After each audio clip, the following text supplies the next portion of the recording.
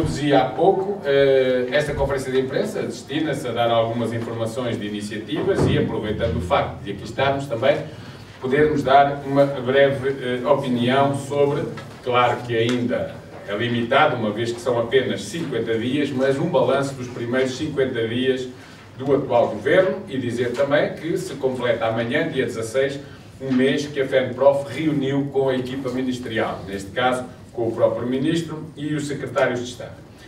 E dizer que, globalmente, a FENPROF faz um balanço positivo destes 50 dias, tendo em consideração as medidas que foram tomadas quer pelo Ministério da Educação, em alguns casos, quer pela atual maioria parlamentar, que, como se sabe, é uma maioria constituída por PS, Bloco de Esquerda, PCP, PEV, Partidos Verdes e também, na maior parte dos casos e das medidas aprovadas, pelo PAN.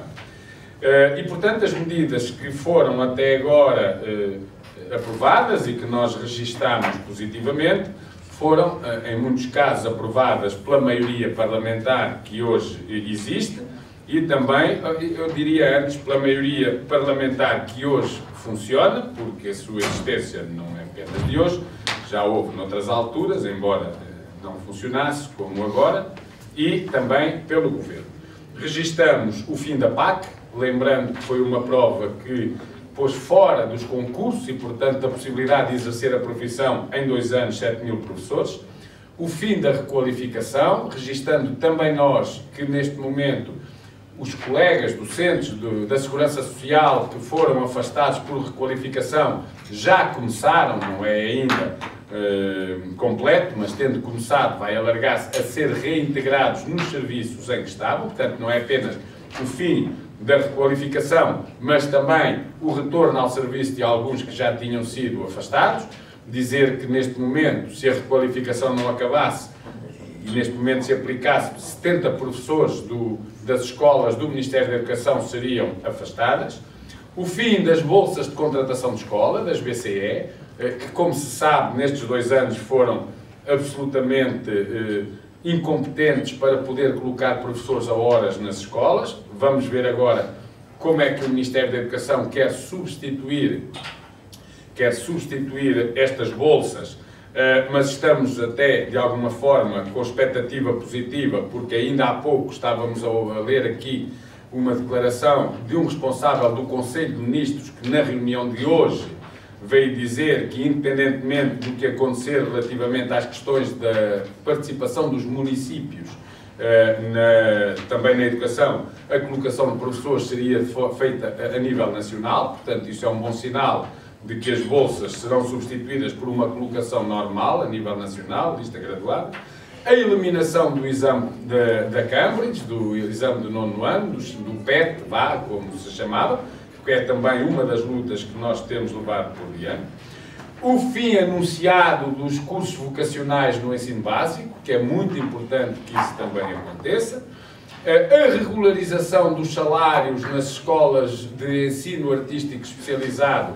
Em menos de um mês, este Ministério conseguiu reparar, digamos, ou pagar, fazer bem aquilo que em 2 anos a equipa anterior fez sempre mal e de uma forma incompetente. Felizmente que um dos responsáveis por esta situação, o diretor da DGEST, já foi afastado, porque num tempo novo também se exige gente competente, não é?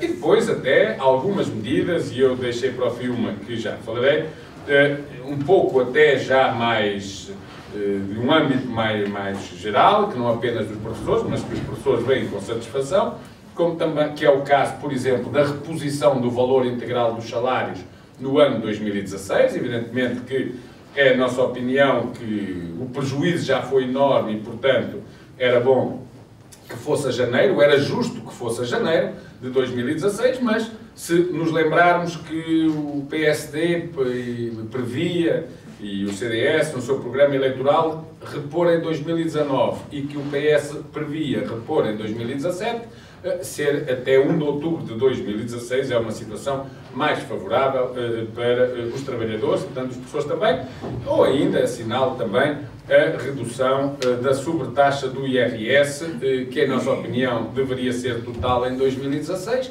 mas mesmo assim a maior parte dos professores, no mínimo, terá uma redução de 50%, outros um bom número acima disso, e no próximo ano acabará.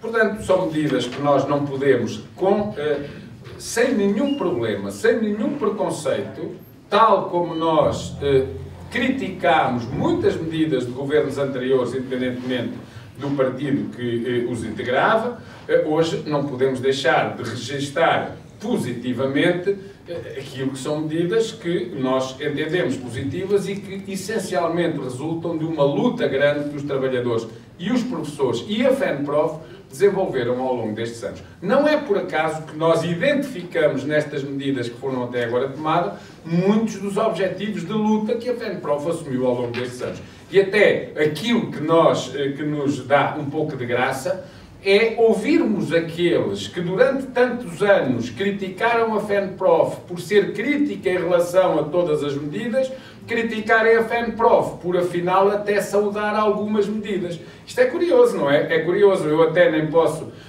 deixar de lembrar, porque o que eu gostaria de dizer é que não foi a FENPROF que mudou nestes anos. Pelos vistos, quem mudou é quem aprecia a FENPROF, que afinal não se entende, não se percebe se quer uma FENPROF crítica ou uma FENPROF que o não seja. O que a FENPROF sabe que é que é crítica ou não, conforme aquilo que entende em relação ao que está a passar-se. Mas é curioso porque nós temos ouvido muito as críticas, por exemplo, do grupo parlamentar do PSD à FENPROF e a alguns dos seus dirigentes, mas, pelos vistos, são críticas de agora, porque não podemos deixar de lembrar quando o seu secretário-geral, o Dr. Luís Filipe Menezes, quis até vir aqui à nossa sede, a esta sala, fotografar-se ao nosso lado, porque, pelos vistos, nessa altura isso não era coisa má. Também nos lembramos de quando a doutora Manuela Ferreira Leite, o Dr. Paulo Portas, o Dr. Passos Coelho faziam questão de receber a FENPROF, possivelmente para conhecer os seus contributos para a educação. Os tempos eram outros, mudam, mas dizer que a FENPROF não mudou. A FENPROF mantém a sua posição, são objetivos de luta das lutas que desenvolveu, satisfaz-se por ter sido possível começar a resolver. Agora, dizendo, porque também é preciso relativizar estas medidas e o seu caráter positivo, que até agora não podemos dizer, como por vezes se diz, que estamos em grandes reformas. Há um aspecto que eu destacaria e que é importante porque ainda não falei, que é considerado uma grande reforma, nós diríamos que é um pouco repor as coisas no seu lugar, que é a questão dos exames do 4º e 6º ano. E a sua substituição por aferição. Nós estamos completamente de acordo com esta medida e, sobretudo, que era algo que nos preocupava. Esta aferição que agora se anuncia não é um exame com outro nome e sem implicação na avaliação, porque então seria uma inutilidade maior do que até termos um exame, porque não servia para coisa nenhuma. Ou seja, em nossa opinião, a grande diferença que vai fazer a existência de aferição em vez de exames é que o exame é uma prova que serve exclusivamente para, no final de um percurso, identificar dificuldades e perceber se, face às dificuldades manifestadas, o aluno é premiado, progredindo, ou o aluno é punido, fazendo uma repetição. E depois vai repetindo vezes sem conta, até que alguém diz ele não anda cá a fazer nada, ou melhor é passá-lo. Isto não é nada. E, portanto, até é um pouco algo que revela da parte de quem defende um processo destes um pouco de insanidade. Isto tendo em conta o que diz Einstein, quando afirma que insanidade é repetir o mesmo várias vezes e esperar que tenha um efeito diferente. Porque, na verdade, não tem. O que as escolas e os alunos precisam é de identificar atempadamente os problemas que têm, para também a tempo poderem corrigi-los e por isso este modelo de aferição realizado no 2º, no 5º e no 8º ano, isto é, a meio dos percursos, ou no caso do 2º ciclo, no início de um percurso, vai permitir perceber que dificuldades é que nós temos de ultrapassar, ou que aquela criança precisa de apoios e que estratégias têm que ser definidas para ultrapassar essas dificuldades para poder ter sucesso nesse ciclo. E isso só se pode fazer antes do ciclo acabar, porque quando o ciclo acaba, acabou. Por isso, as provas de aferição E quando alguém diz submeter a provas, a exames, os meninos do segundo ano com 7 anos, mas que coisa mais absurda. Não estamos a falar de exames, não estamos a falar de provas. É bom que ninguém, nomeadamente nós professores, encaremos esta aflição como exames a preparar, com livros, com fichas, porque não é isto que interessa aqui. O que interessa aqui numa aflição feita num momento deste é perceber exatamente as dificuldades que existem para definir estratégias que devem ser individualizadas no caso dos alunos. E essas estratégias, porém, vêm exigir, obviamente, ao Ministério da Educação investimento na educação.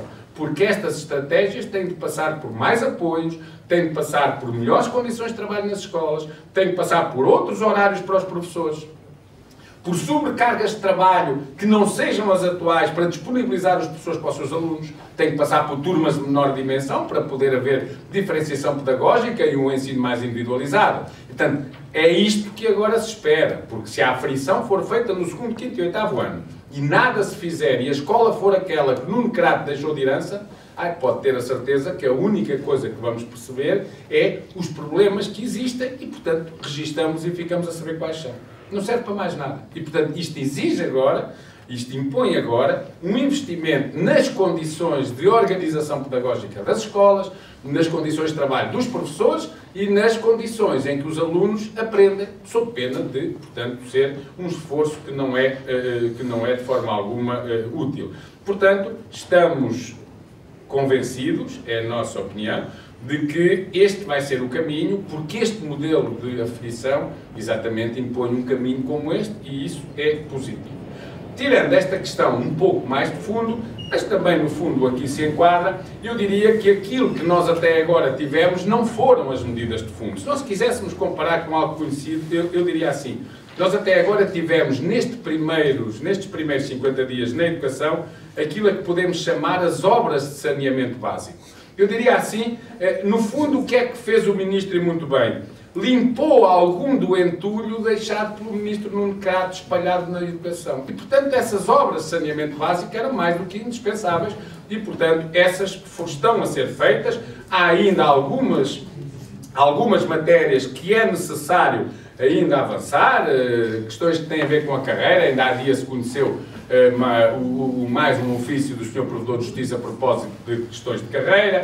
Há aspectos também no ensino superior, sobre o período transitório dos docentes do ensino superior, enfim, ainda há algum saneamento básico que deve ser feito para que as coisas possam, depois de limpas, começar então a serem tomadas as medidas de fundo, as medidas estruturantes e, portanto, essas deverão também ser tomadas de seguida. E há quem já adivinhe isso, por isso é que nós começamos a ouvir alguns lobbies deste país que têm estado calados a mexer. É que, na verdade, o que eles começam a pensar, e oxalá pensem bem, é que algumas das medidas de fundo que agora há que tomar vão, de facto, pôr em causa os interesses instalados neste país.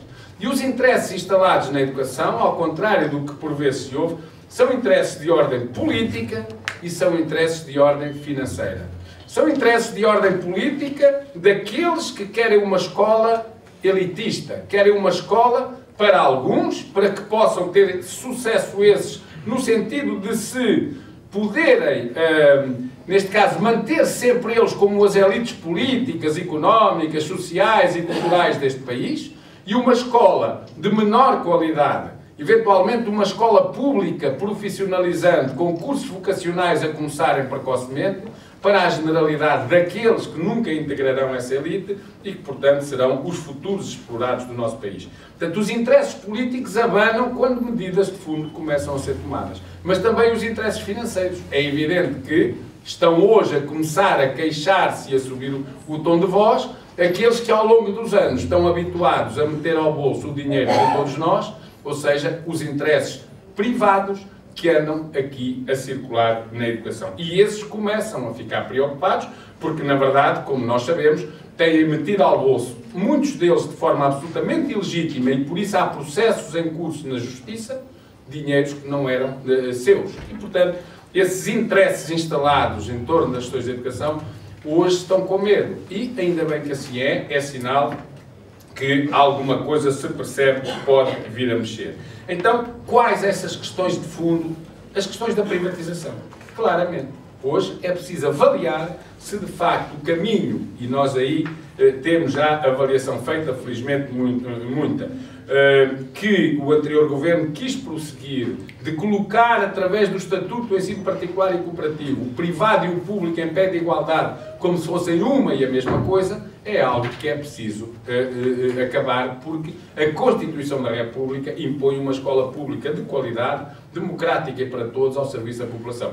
Neste sentido, nós estaremos na Assembleia da República, na Comissão de Educação, no próximo dia 19 de janeiro, às 16h30, precisamente no âmbito das iniciativas parlamentares que o PCP e o Bloco de Esquerda tiveram, no quadro da petição que nós apresentámos em defesa da escola pública, neste caso de duas petições, que, sendo promovidas pela FENPROF, decorreram na região norte e na região do Alentejo, estas duas, outras que já lá foram discutidas também, e, portanto, iremos lá estar, precisamente, para reforçar a importância de defender uma escola pública de qualidade e de acabar com este caminho de entrega de dinheiros públicos a operadores privados, que ainda por cima deles faziam o pior uso.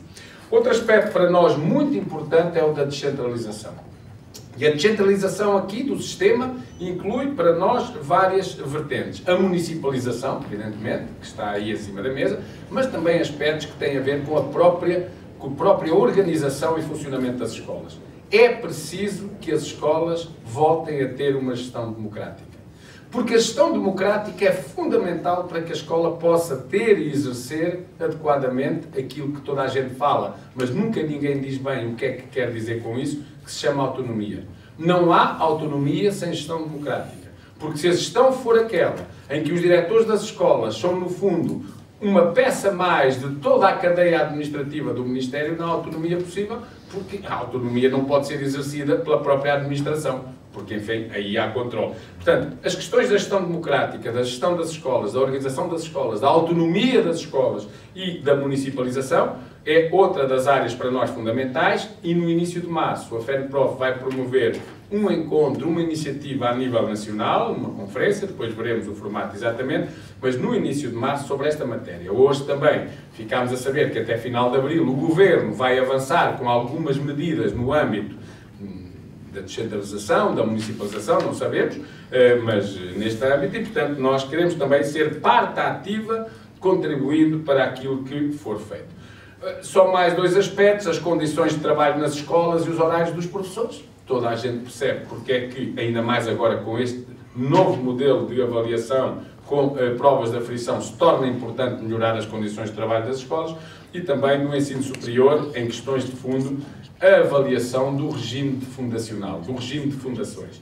Portanto, na reunião com o Sr. Ministro do Ensino Superior, soubemos que durante este mês de janeiro vão ser avaliadas, através dos relatórios realizados, as fundações existentes. O Sr. Ministro comprometeu-se connosco e informou-nos que a FENPROF receberia também esse relatório para poder dar uma opinião, conhecer, participar na avaliação. Iremos fazê-lo, porque pensamos, em nossa opinião, que esta é uma opção errada, mas, como é evidente, vamos fazer essa avaliação. Dizer que aspecto muito importante, que aliás nós temos sempre trazido para a primeira linha e que os professores hoje é das questões que mais pressionam o Ministério da Educação e o Governo para que se resolva, é o problema da aposentação. Como se sabe, a FENPROF entregou uma petição com cerca de 30 mil assinaturas na Assembleia da República, uma das maiores de sempre, no sentido de ser criado um regime excepcional de aposentação para os professores. Este regime excepcional de aposentação para os professores que nós defendemos não é por entendermos que os professores devem ter uma situação de exceção do ponto de vista laboral. Bom, os trabalhadores em determinadas condições, mas nós professores, enfim, porque somos uma casta ou qualquer coisa do género, queremos ter outras. Não é nada disso. É porque hoje em dia, e toda a gente o afirma, e portanto não é nenhuma novidade, há um óbvio e claro envelhecimento da profissão docente. Hoje numa escola é muito raro encontrar um professor dos mais novos abaixo dos 40 anos, mas é muito frequente encontrar muitos professores acima dos 60 anos. Ótimos professores que chegaram, no entanto, com as exigências que a escola coloca, com os horários de trabalho que se lhes é imposto, com toda a perversão que foi feita naquilo que era o seu horário e aquilo que deveriam ser os conteúdos das suas diversas componentes, professores que estão absolutamente esgotados. E hoje há uma situação de stress absolutamente violenta que tem consequências negativas, por exemplo, no desempenho dos professores e, por isso, na qualidade do ensino e, portanto, na qualidade das aprendizagens. E, por isso, no dia 2 de fevereiro, precisamente na Assembleia da República, no anfiteatro do Edifício Novo, à tarde, a partir das 14h30, iremos promover uma conferência que tem a professora Ivone Patrão, do Instituto Superior de Psicologia Aplicada, porque fez um estudo sobre o stress na profissão docente, e também o professor Marcelino Mota, que é um homem que trabalha também na área e que acompanha muitos colegas que se lhe dirigem precisamente por esta razão. Convidamos todos os grupos parlamentares, uma vez que é importante saber o que é que sobre esta matéria cada um deles tem a dizer. Portanto, esta é uma importante iniciativa que se enquadra nesta nossa campanha de defender um regime de aposentação excepcional, neste caso, para os docentes. Última informação, dizer que esta reunião do Secretariado Nacional da FENPROF, durante o dia de ontem, aprovou uma posição sobre as eleições para a Presidência da República. Não podíamos deixar de o fazer no momento em que temos eleições à porta. E, portanto, aquilo que a FENPROF entendeu e irá fazer é precisamente tomar posição sobre um ato eleitoral que se vai realizar em 2 momentos, um primeiro no dia 24 de janeiro e um último e definitivo no dia 14 de fevereiro.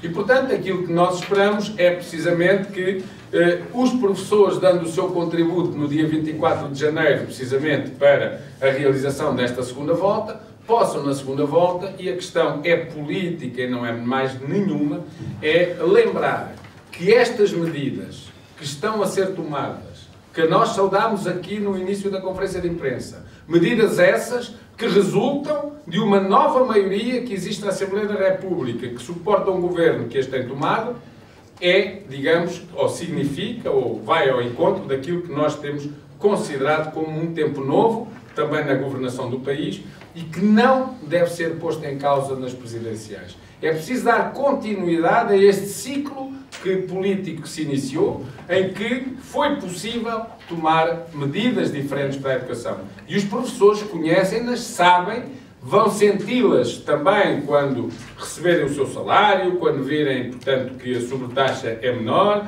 Portanto, estão criadas desde o dia 4 de outubro, quando a direita perdeu 720 mil votos nas legislativas e perdeu a maioria absoluta, ficando a 13% a alcançar, aliás, do que tinha tido também no ato anterior, e, portanto, é preciso garantir que nós, no momento em que estamos numa mudança de ciclo, não vamos, naturalmente, dar um passo atrás, que depois, ainda por cima, a curto ou médio prazo, pode revelar-se fatal para aquilo que nós todos queremos, que é a construção de uma escola democrática.